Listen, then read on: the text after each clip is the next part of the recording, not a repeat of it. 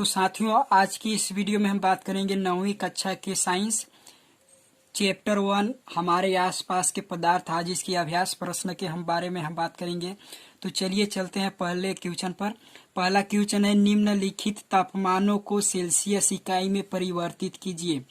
इसमें पहला है 300 केल्विन और दूसरा है 573 केल्विन। पहले याद रखने वाली बात यह है कि जो सेल्सियस होता है, 1 सेल्सियस बराबर होता है 273 केल्विन होता है।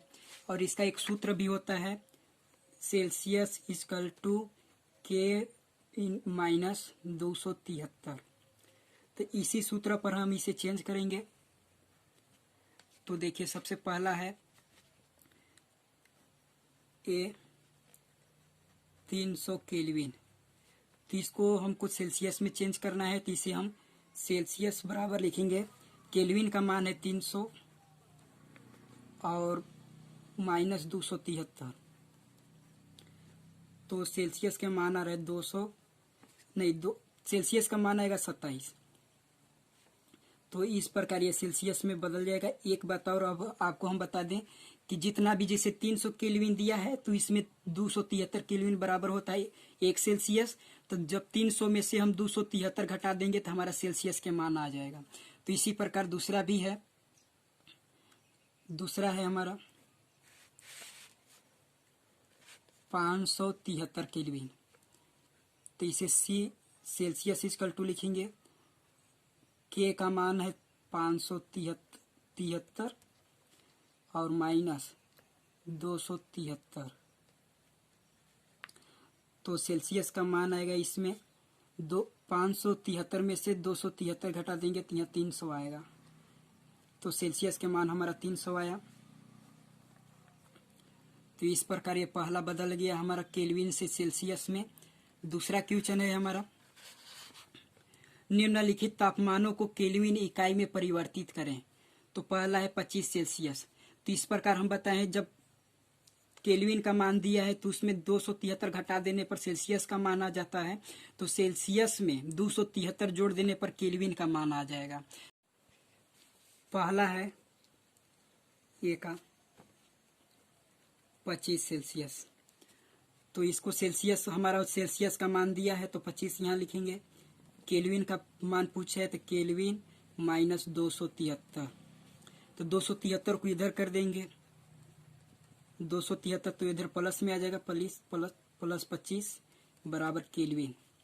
तो देखिए 273 और 25 जब ऐड करेंगे तो 200 आएगा 98।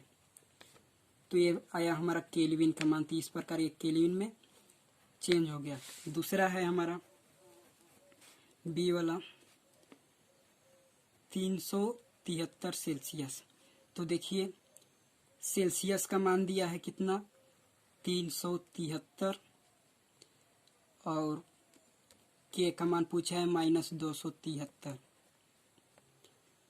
तो एक 273 इधर आएगा तो प्लस में होगा, 373 हुआ प्लस 273 बराबर केल्विन।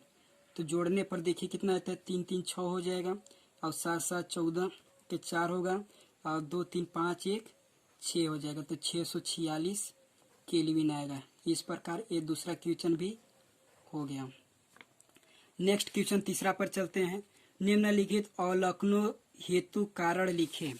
पहला है, नेफ्थलीन को रखा रहने देने पर यह समय के साथ कुछ भी ठोस पदार्थ छोड़े बिना अदृश्य हो जाता है। तो ये उधर व पातन विधि द्वारा, पातन प्रक्रिया द्वारा ये अदृश्य हो जाता है। ये द्रव में बिना बदले ठोस से सीधे गैस में परिवर्तित हो जाता है, इसलिए उधर व पातन के कारण अदृश्य हो गया। दूसरा क्वेश्चन है, हमें इत्र की गंध बहुत दूर बैठे हुए भी पहुंच जाती है। तो इत्र जो होती है वो गैसों का जो कण होता है वह वायु में मिलकर बहुत फैल जाता है, इसलिए बहुत दूर दूर तक ये फैल जाता है। इस प्रकार चौथा क्वेश्चन है, निम्नलिखित पदार्थों को उनके कणों के बीच बढ़ते हुए आकर्षण के अनुसार व्यवस्थित कीजिए। पहला है इसमें जल, दूसरा है चीनी और तीसरा है ऑक्सीजन। तो सबसे पहले एक बात हम देख लेते हैं कि जो गैस होती है, गैस में सबसे कम होता है आकर्षण बल, और इस गैस के बाद होता है द्रव में, और द्रव के बाद होता है ठोस में। ठोस में सबसे ज्यादा आकर्षण बल होता है और सबसे कम आकर्षण बल गैस में होता है, गैस के बाद द्रव में, और द्रव से भी ज्यादा होता है ठोस में। तो इसमें सबसे पहले देख लेते हैं, ऑक्सीजन गैस में आएगा तो गैस ऑक्सीजन का जो आकर्षण बल होगा वो बहुत कम होगा, मतलब कि सबसे कम होगा इसमें ऑक्सीजन। दूसरा है ऑक्सीजन द्रव में आएगा जल, तो दूसरा में आएगा जल, और लास्ट में आएगा ठोस, तो ठोस इसमें चीनी है। तो इस प्रकार हमारा चौथा क्वेश्चन भी समाप्त हुआ। इस प्रकार हम देख लेते हैं पांचवा क्वेश्चन, निम्नलिखित तापमानों पर जल की भौतिक अवस्था क्या होगी, यानी कि अवस्था इसमें हमको बताना है। तो देखिए 25 सेल्सियस पर जल की अवस्था क्या होगी, तो 25 सेल्सियस पर जल की अवस्था जो होगी वह द्रव होगी, और 0 सेल्सियस पर जो जल की अवस्था होगी वह ठोस अवस्था में होगी, क्योंकि उस समय वो बर्फ बन जाएगा। तीसरा है 100 सेल्सियस पर जल की भौतिक अवस्था, तो इसमें देखिए द्रव भी हो सकता है और गैस में भी हो सकता है। इस प्रकार हम छठवां क्वेश्चन देखेंगे, पुष्टि हेतु कारण दें। जल कमरे के ताप पर द्रव है, जल कमरे की ताप पर द्रव है। जल का जो हिमांक होता है 0 सेल्सियस होता है, और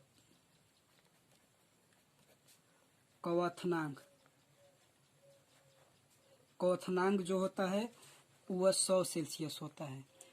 और देखिए इसमें कमरे की ताप है, तो कमरे के ताप लगभग 20 से 25 सेल्सियस होता है। तो इसमें देखिए ना, तो ये जल की जो कमरे की ताप पर है द्रव है, तो ये सही है, क्योंकि देखिए हिमांक न तो 0 सेल्सियस है और न ही 100 सेल्सियस पर है। तो इसमें देखिए ये सही है कि जल कमरे की ताप पर द्रव है। अगला क्वेश्चन है, लोहे की अलमारी कमरे के ताप पर ठोस है, क्योंकि जो इसकी गलनांक होती है वो बहुत अधिक होती है, और जो कमरे की ताप है 20 से 25 सेल्सियस होती है, तो इसलिए ये ठोस है कमरे की ताप पर।